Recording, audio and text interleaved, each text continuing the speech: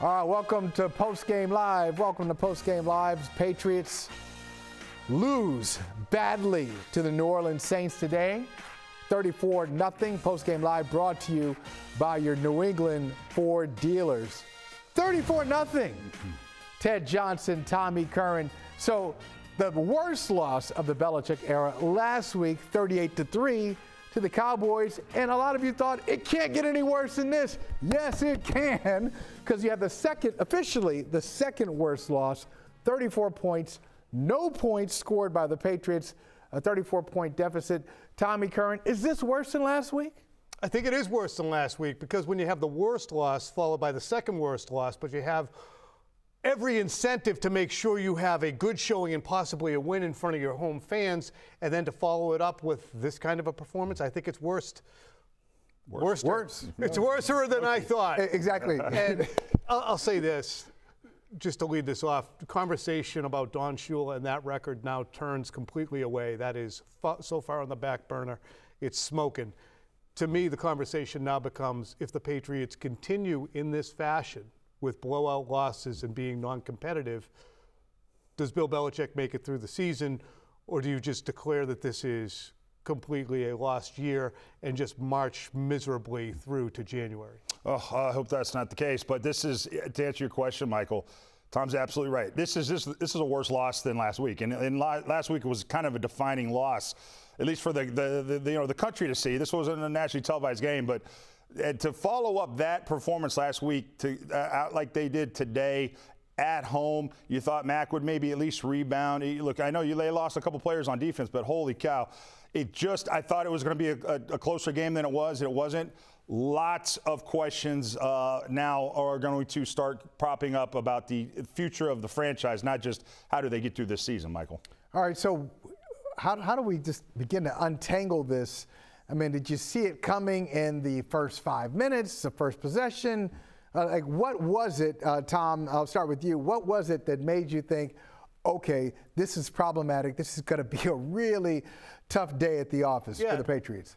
Because they suffered from the same chronic inability to cut out at the beginning of the game and be competitive. You watched New Orleans march down the field on the first possession, create with explosive plays. They eventually had a great pass breakup by Sean Wade, but then the Patriots can't get out of their own way. They're pinned at their 5. They have a bad punt, and then New Orleans scores with a fleet of explosive plays pretty soon thereafter, and then you had the pick 6 on a bad throw. So you had the same issues with explosive plays.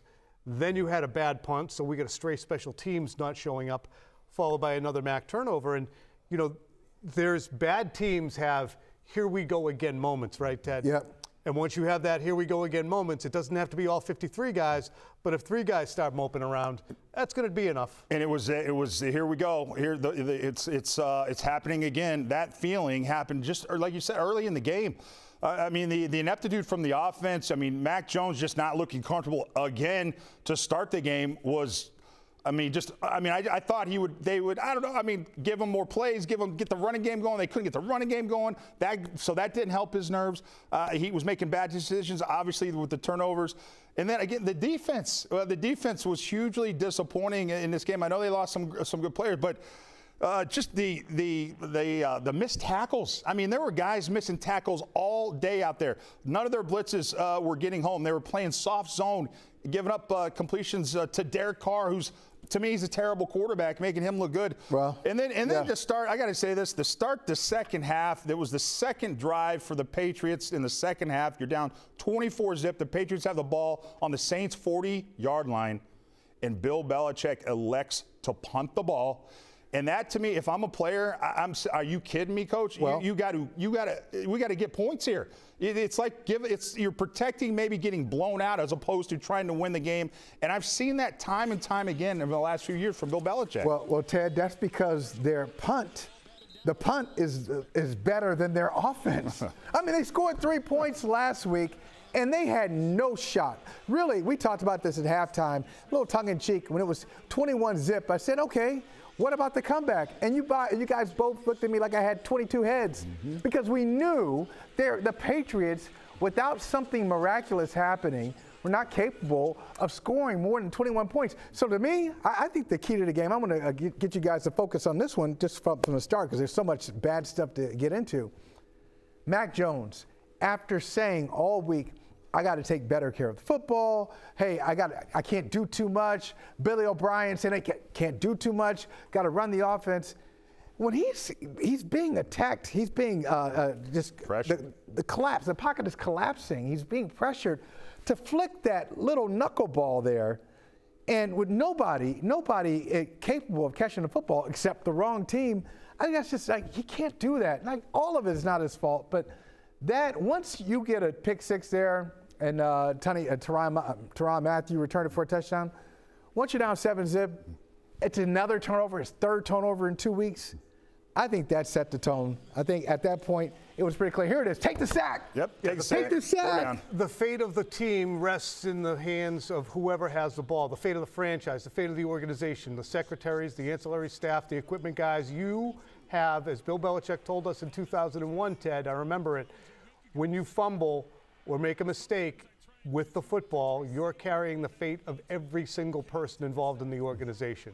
And this right now, if you're Mac Jones and you've had the mistakes that you've had and you still do that, that means you're not just an error repeater, you're an aggravated error repeater. So for me, I said innumerable times this week, you go back to Mac Jones. He's so that much better than Bailey Zappi.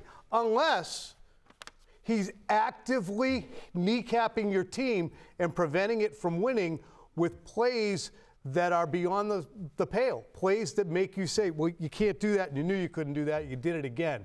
So that calls into question to me whether or not he'll be playing this week. You mentioned the second half punt by the coaching staff, which was no doubt led to by the fact that on a 3rd and 2, a simple outside pitch was unable to be completed from Mac Jones to Ramondre Stevenson. And you could say, wow, Stevenson really got out there fast.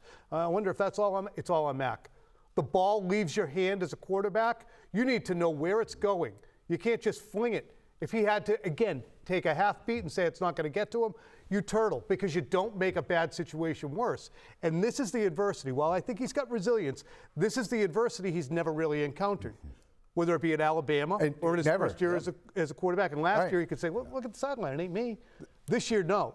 It is him, and he is constantly, Ted, throwing gasoline on the fire. You got to wash your hands of that kind of behavior until he's exercised. It's to me, it's fascinating to see how it goes because you wonder, like, you know, that play right there to me showed you where his head's at. I mean, he couldn't make the simple pitch play right there.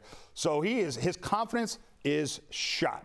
You can blame it on the offensive line, you can blame it on the coaches, everything that's happened to him, but this kid's confidence is shot. And so, you know, if as a coaching staff, you have to worry that this kid is not going to even be a functional quarterback for your offense moving forward, because this is just a easy play to make. And he couldn't even make that easy little pitch right there, and they would have gained a lot of yards right there. So that to me right there shows you he has no confidence in his ability right now. It's mental now too. It's a Steve Sachs type situation that's starting to come in. Steve Sachs, Chuck Knobloch, all those guys can't make that throw. Yep. Yeah, what it looks like.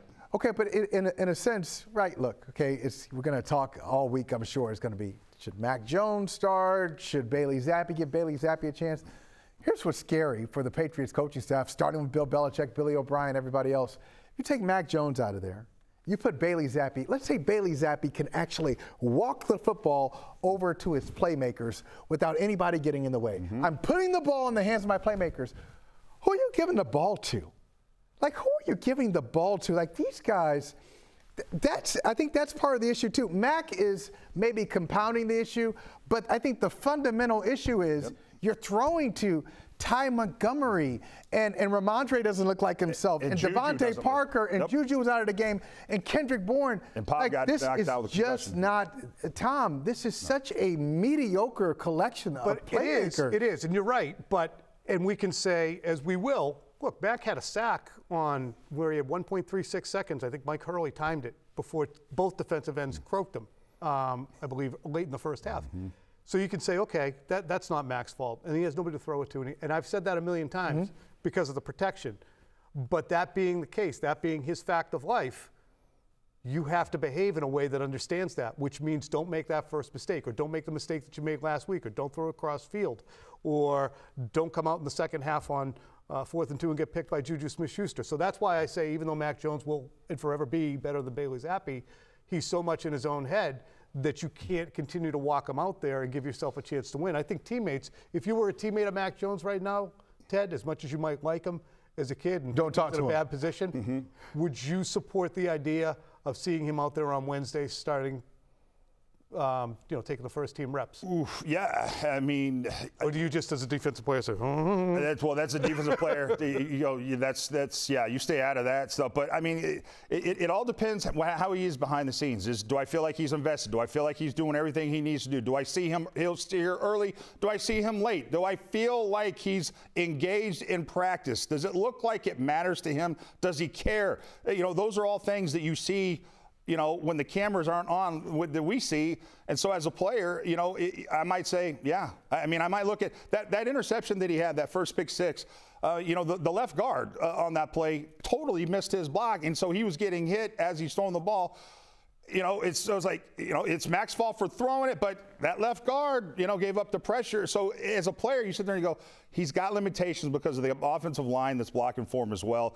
Most pressured by any quarterback in a game was today the Saints against that Patriots offense. But isn't he still deciding to throw the ball despite the fact that he's getting hit? That's where I'm down on it. Well, as you go down, you say, oh, that sucks. He screwed me again. But instead you go, that sucks. I got to try. You might be right. But if you're going to put Bailey out there to start, then as a team, you feel like you don't have any direction. You're saying that's the scary thing, right? Well, we want you all to join the conversation. What's your initial reaction following the Patriots' second straight embarrassing loss? Fire Bill Belichick, bench Mac Jones, or tank for Caleb Williams? Vote in our poll by going to NBCSportsBoston.com/Patriots vote, or scan the QR code. You see it right there on the screen, and scroll down to the poll. Ooh, a lot more to get to on this one. The Celtics play their first preseason game. Well, we'll get to that in a second. So where are we right now? Where are we? Are we talking about, is this a Belichick thing? Is this are we 1-4? It's over? Well, what are we talking about? I think what's interesting is at 1-4, Teddy, you have a kind of a come to Jesus week because they're playing the Las Vegas Raiders. They're going on the road. They're going to have a light shined on, in some ways, a kind of a black box situation. Mm-hmm. You're going to have to look at Josh McDaniels, who certainly isn't setting the world on fire as the Raiders head coach, but there was no succession plan last year for Josh McDaniels. So you just grabbed the two guys closest to you who happened to be holding your coat and nodding their heads yes at everything you said and said, why don't you guys run the offense? So that means Matt Patricia and Joe Judge run the offense, which helps to start the downward spiral for Mac Jones. Now you're going to go see him, and not only are you going to see him, you're going to see Jacoby Myers, who's having a terrific season with them, and Juju Smith-Schuster, who unfortunately will likely be in the concussion protocol, but was heretofore completely ineffective. So these are reminders. Not only does Bill do a poor job in talent evaluation at his positions with guys who are sitting right in front of him, like Tom Brady and Jacoby Myers, he was completely caught with his pants down on how to have a succession plan for an offensive coordinator that clearly was going to be hired elsewhere for several years, as Tom Brady was clearly going to leave if he didn't get a contract, as Rob Gronkowski was clearly going to retire if he didn't get a new contract. So these things are right in front of Bill's face, and he either chooses to ignore them, like Nick Folk being a good kicker and poor Chad Ryland getting drafted in the 4th round and not nearly as good a kicker as Nick Folk. These are the continual things that when you start going through it, you go, there's another one, there's another one. My God, what is he doing that's right, that's helping the team? And we were saying all this stuff, everything you're saying, Tom, we were saying I think, football, so much of what goes into today's win really starts in March, in April, in May. I mean, that's how football is. I mean, the decision you make with your personnel, with your scheme, with your coaching staff is going to impact what happens today in the game. So there was a million, I say a million, but there was several mistakes I thought Bill had in the offseason that has led to this 1-4 start. But how do you get this team just feeling good about itself and going in the right direction and starting to win football game? You know what? Everyone's going to expect on that team to go walk into a meeting tomorrow and it just be misery and just negativity, misery. You got to flip the script. You got to somehow get these guys feeling good, and that's maybe movie not night. It's movie night. Let's go out for it. Let's do something. I'm telling you, you got to get these guys feeling good. And Bill, but there's two qualities that make a good coach. Not one is you got to be the smartest guy in the room, schematically, game planning, all that. But you better be a hell of a motivator too. That's never been Bill's strength ever. But right now, can he do it? Can he motivate? He has it in him. He has to be a great motivator more than he has to be a great scheme guy and game plan guy.